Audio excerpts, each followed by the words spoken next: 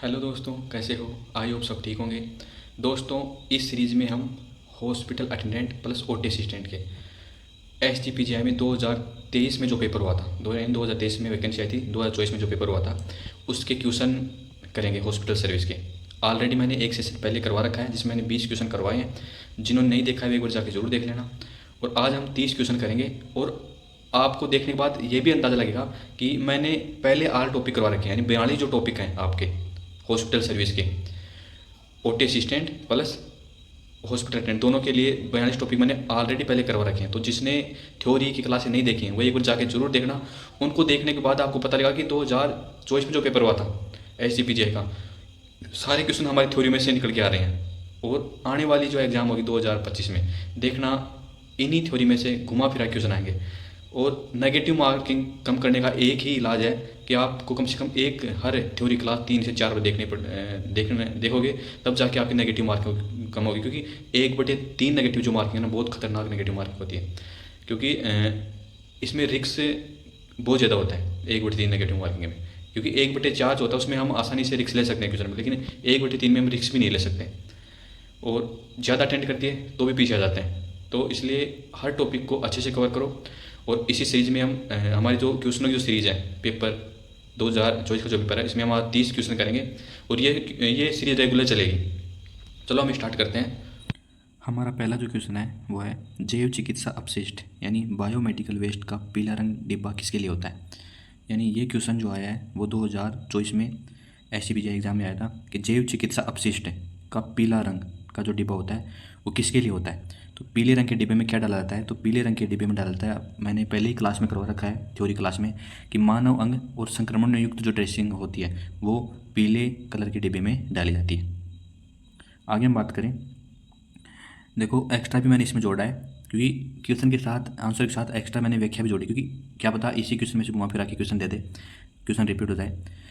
BMW rules 2016 के अनुसार, यानी BMW रूल्स 2016 के अनुसार पीला डब्बा में क्या होता है? देखो, पीले डब्बे में मानव अंग, संक्रमित ड्रेसिंग, प्लास्टर, बॉडी पार्ट्स, ये हो गए, यानी संक्रमण युक्त जो चीज़ें होती हैं वो डाल जाती है पीले डब्बे में। अब हम बात करें लाल डिब्बे में क्या डाला जाता है। लाल डिब्बे में प्लास्टिक ट्यूब हो गई, IV सेट हो गया, सिरिंज हो गई, यानी बिना सुई। सिरिंज जो होती है पीछे जो होती है ना उसको बोलते हैं, बिना सुई की जो होती है उसको बोलते हैं सिरिंज। तो प्लास्टिक ट्यूब, IV सेट और सिरिंज डाल जाती है लाल डिब्बे में। आगे हम बात करें नीला डिब्बा, शीशियाँ हो गई, टूटी कांच, यानी कांच की जितनी भी चीज़ें होती है ना वो डाल जाती है नीले डिब्बे में। काला और हरा डिब्बा जो होता है इसमें सामान्य कचरा डाला जाता है, यानी काला और हरा डिब्बा में घरेलू कचरा, सामान्य कचरा जो होता है ना वो डाला जाता है। तो एक ही क्वेश्चन में हमने कम से कम 8 से 10 क्वेश्चन कवर कर लिए। तो हमारी हर क्लास देखा करो, मिस मत किया करो, क्योंकि काफ़ी बेनिफिट मिलेगा आपको एग्ज़ाम में। और लास्ट तक आपको बने रहना है, एग्ज़ाम के लास्ट तक आपको बने रहना, तब जाके आपकी एक सीट कन्फर्म हो। क्योंकि आपको पता है कि आजकल कंपटीशन बहुत ज़्यादा हो गया है। चिकित्सीय ऑक्सीजन सिलेंडर का रंग कोड क्या है? यानी चिकित्सीय ऑक्सीजन सिलेंडर जो होता है ना, जो मरीजों के लिए यूज में लिया जाता है हॉस्पिटल में, उसका रंग कोड क्या होता है? तो उसका जो रंग कोड होता है वो क्या होता है? उसका रंग कोड होता है दोस्तों काला बॉडी और सफ़ेद शोल्डर। क्या रंग होता है उसको? काला बॉडी होती है, सिलेंडर जो होता है ना ऑक्सीजन सिलेंडर, उसकी बॉडी कैसी आएगी? काली आएगी, और सफ़ेद शोल्डर आएगा। तो ये इस तरीका इसका कोड होता है। ऑक्सीजन सिलेंडर की पहचान के लिए कलर कोड होता है काला बॉडी प्लस सफ़ेद ऊपरी हिस्सा, यानी इसको शोल्डर बोलते हैं। ऊपरी हिस्से को क्या बोलते हैं? शोल्डर। चिकित्सीय ऑक्सीजन के लिए निर्धारित है, इससे कोई भ्रम न हो और आपात स्थिति में सही सिलेंडर तुरंत मिले। आगे हम बात करें, अस्पताल जनित संक्रमण कब होता है? यानी अस्पताल जनित संक्रमण कब होता है? तो इसका जो राइट आंसर है वो क्या आएगा? भर्ती के 24 घंटे बाद। यानी अस्पताल जनित संक्रमण कब होता है, यानी अस्पताल में कोई मरीज संक्रमित कब होगा, यानी भर्ती करवा दी उसको 24 घंटे के बाद हमें लक्षण दिखाई देंगे। तो 24 घंटे के बाद, यदि मरीज को अस्पताल में भर्ती होने के 48 घंटे बाद या 24 घंटे बाद संक्रमण हो और भर्ती समय पर वह मौजूद न था, तो उसे HIA कहते हैं। जैसे UTI, कैथेटर से, वेंटिलेटर से, निमोनिया, ऑपरेशन गाँव का संक्रमण है। यानी 24 घंटे से या 48 घंटे, दोनों ऑप्शन में मिले तो आपको या तो 24 घंटे मिलेगा या 48 घंटे मिलेगा। अस्पताल में मरीज़ का संक्रमण पूछ ले तो, क्योंकि तुरंत तो जाने हॉस्पिटल में जाते ही तो संक्रमण होगा नहीं, क्योंकि संक्रमण हो भी जाएगा तो उसका कम से कम उसके लक्षण जो दिखा देंगे ना आपको, वो 24 से 48 घंटे के अंदर दिखाई देंगे। तो ऑप्शन में यही आपको करना है। अब इसमें एग्जांपल दे रहा है कि किस किस से हो सकता है। कैथेटर ट्यूब से हो सकता है, वेंटिलेटर से हो सकता है, ऑपरेशन का संक्रमण हो सकता है, कुछ भी हो सकता है।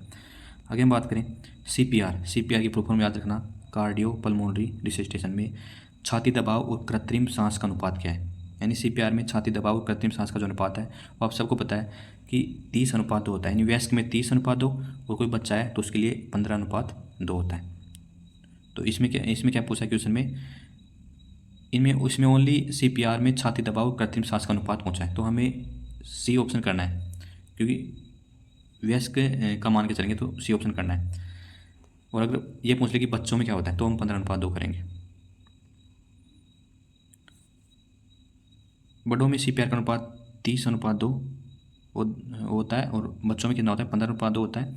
और दबाव गति कितनी होती है 100 से 120 प्रति मिनट होती है। यानी 1 मिनट में हम 100 से 120 पर कंप्रेशन करेंगे। इससे मरीज के दिल और दिमाग तक ऑक्सीजन पहुंचती है।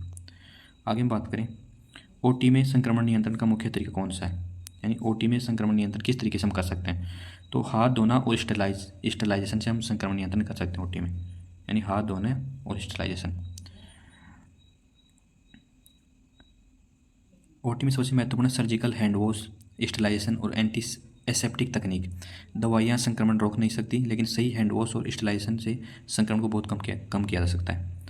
आगे हम बात करें हॉस्पिटल अटेंडेंट का मुख्य कार्य क्या होता है। तो हॉस्पिटल अटेंडेंट का मुख्य कार्य क्या होता है, तो इसका कार्य होता है मरीज को शिफ्ट करना और देखभाल करना। यानी इजी सा क्वेश्चन है, ये भी क्वेश्चन मिलेंगे आपको, हार्ड भी मिलेंगे।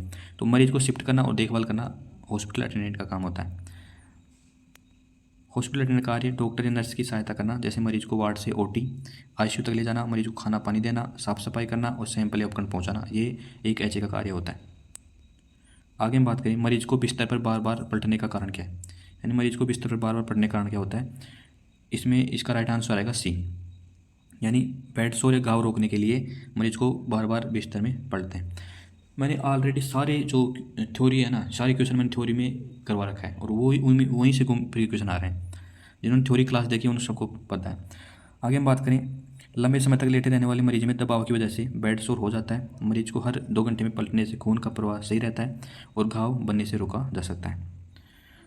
एंटीसेप्टिक हैंड वॉश किस समय किया जाता है। यानी एंटीसेप्टिक जो हैंड वॉश है वो किस समय किया जाता है, तो मरीज को छूने से पहले और बाद में। इसका राइट आंसर क्या आएगा, मरीज को छूने से पहले और बाद में। मरीज को छूने से पहले और बाद में एंटीसेप्टिक हैंड वॉश करना जरूरी है। इससे क्रॉस इन्फेक्शन नहीं फैलता, खासकर आईसीयू ओटी और आइसोलेशन वार्ड में यह बहुत ज़रूरी है। आगे हम बात करें ऑपरेशन थिएटर में ऑटोक्लेव का उपयोग किसके लिए किया जाता है। ऑपरेशन थिएटर में सबको होता है कि ऑटोक्लेव संक्रमण को रोकने के लिए करते हैं, यानी उपकरणों को संक्रमण मुक्त करने के लिए ऑटोक्लेव का प्रयोग किया जाता है। आगे हम बात करें ऑटोक्लेव एक मशीन है जिसमें भाप और दबाव से उपकरणों को स्टरलाइज किया जाता है। यह ओटी का सबसे ज़रूरी उपकरण है। सारे जितने भी क्वेश्चन बन रहे हैं थ्योरी मैंने सारे करवा रखे हैं। आईसीयू का पूर्ण रूप क्या होता है, तो आईसीयू का जो पूर्ण रूप होता है इंटेंसिव केयर यूनिट। क्या होता है, intensive care unit. Intensive care unit यानी गंभीर मरीजों के लिए विशेष वार्ड जहाँ 24 घंटे निगरानी और लाइफ सपोर्ट सिस्टम होते हैं, उसे आईसीयू बोलते हैं।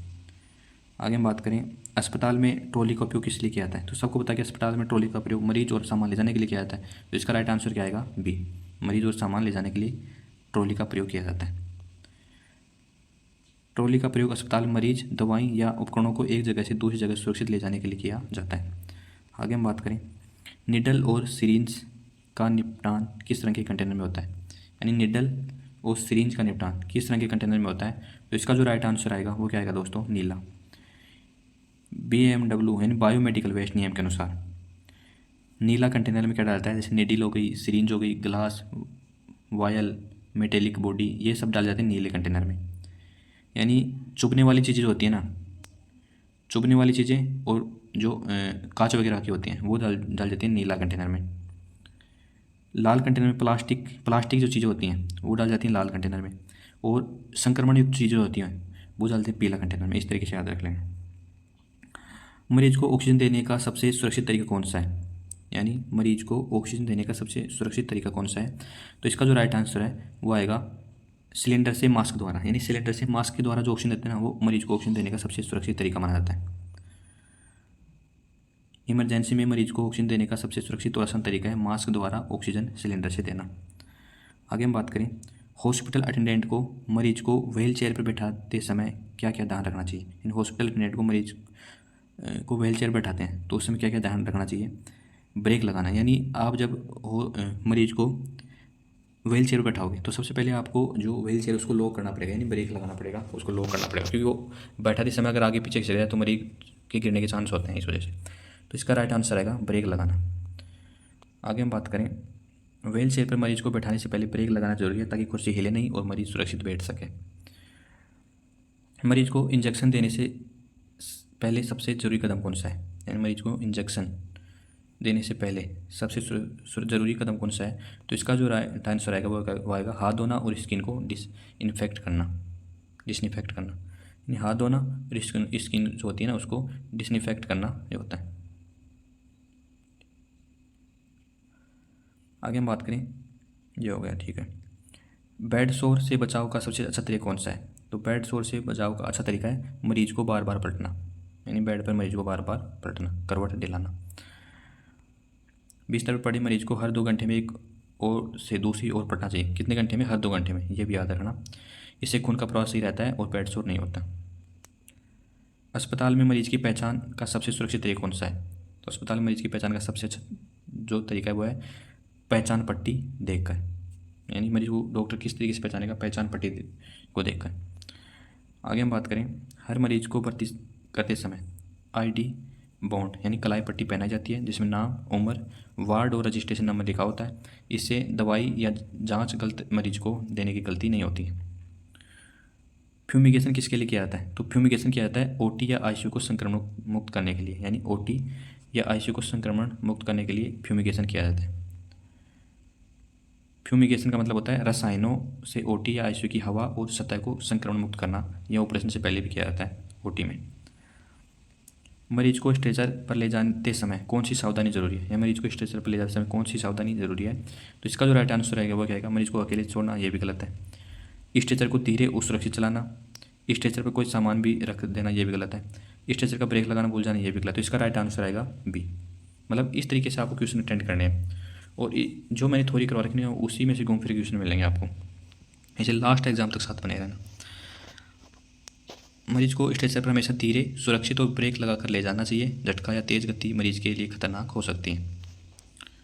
आगे हम बात करें, डिसइंफेक्शन का मतलब क्या है। डिसइंफेक्शन का मतलब क्या है। तो डिसइंफेक्शन का मतलब होता है केवल हानिकारक कीटाणु को कम करना, यानी केवल हानिकारक के लिए किया जाता है डिसइंफेक्शन। डिसइंफेक्शन कीटाणुनाशन, इसमें सभी जीवाणु नष्ट नहीं होते हैं कि लेकिन हानिकारक कीटाणु इतने कम हो जाते हैं कि वे संक्रमण न फैला सके। आगे मतलब ओटी में पहनने वाले कपड़े जैसे स्कर्फ हो गया, ड्रेस हो गई, कैप हो गई, मास्क हो गया, का उपयोग किसके लिए किया जाता है। तो ओटी में संक्रमण को कम करने के लिए। तो इसका राइट आंसर आएगा सी। आगे हम बात करें, अस्पताल में आइसोलेशन वार्ड का प्रयोग कब किया जाता है, यानी अस्पताल में आइसोलेशन जो वार्ड है इसका प्रयोग कब किया जाता है।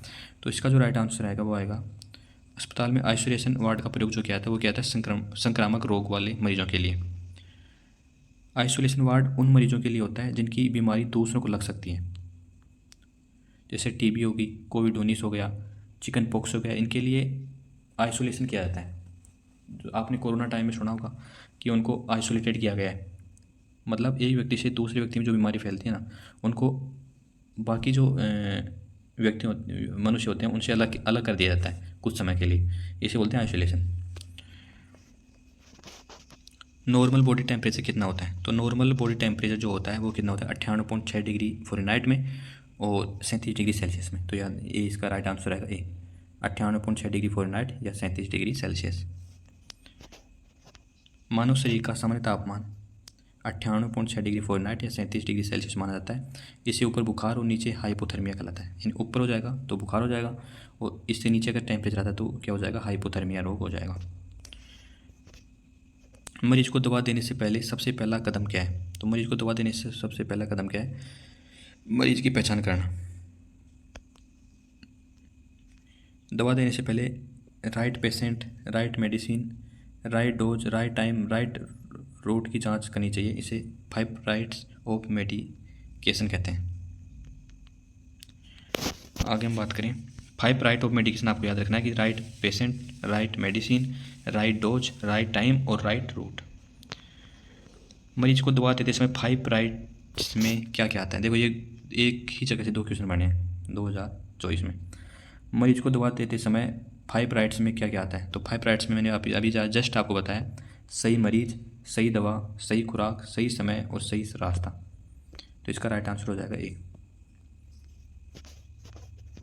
आगे हम बात करें, अस्पताल में मरीज की वाइटल सिंक्स जांच में क्या क्या शामिल है, यानी वाइटल सिंक्स जांच में क्या क्या शामिल है। इसका जो राइट आंसर आएगा वो क्या आएगा, इसका राइट आंसर आएगा बी, यानी तापमान, नाड़ी, श्वास और रक्तचाप। वाइटल सिंक्स मरीज की ज़िंदगी की मूलभूत पहचान, इसमें 4 मुख्य चीज़ें आती हैं। टेम्परेचर हो गया, पल्स रेट हो गई, रेस्पिरेशन हो गया, ब्लड प्रेशर हो गया, ये हो गया।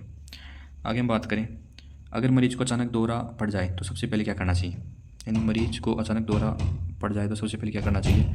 तो इसका जो राइट आंसर है वो क्या आएगा, मरीज को, इसमें इसका राइट आंसर आएगा सी, मरीज को साइड में करवट पर लेटाना चाहिए। मरीज को साइड में क्या है, करवट पर लेटाना चाहिए। दौरे में मरीज को करवट पर लेटाने से उसकी जीभ पीछे नहीं जाती और सांस का रास्ता बंद नहीं होता। पानी या चम्मच डालना खतरनाक हो सकता है।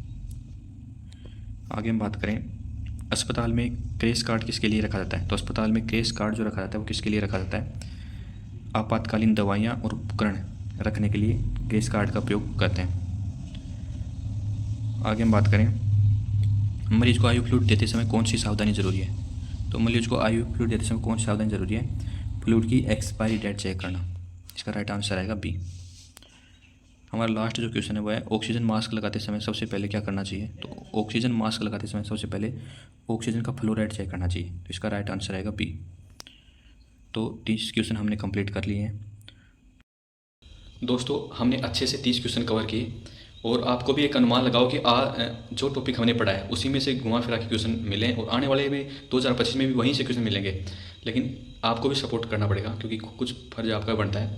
इसलिए एक प्यारा सा कमेंट और एक लाइक ज़रूर कर देना और अपने दोस्तों को ज़रूर शेयर करना, क्योंकि अगर आप किसी की मदद करते हो तो भगवान भी आपकी मदद करता है। बाकी खुश रहा करो, मस्त रहा करो, पॉजिटिव रहा करो और जो नहीं है चैनल को सब्सक्राइब कर देना। और जो व्हाट्सएप ग्रुप से नहीं जुड़ा है वो इस नंबर पे मैसेज कर देना, आपको व्हाट्सएप ग्रुप में जोड़ दिया जाएगा। क्योंकि आल क्वेश्चनों की आल जो थ्योरी की आल टॉपिक है उसकी आपको PDF फ्री ऑफ कॉस्ट मिलेगी, प्लस क्वेश्चनों हर टॉपिक के 50+ जो क्वेश्चन है वो भी आपको फ्री ऑफ कॉस्ट मिलेंगे। इसलिए व्हाट्सएप ज्वाइन करना मत भूलना। धन्यवाद।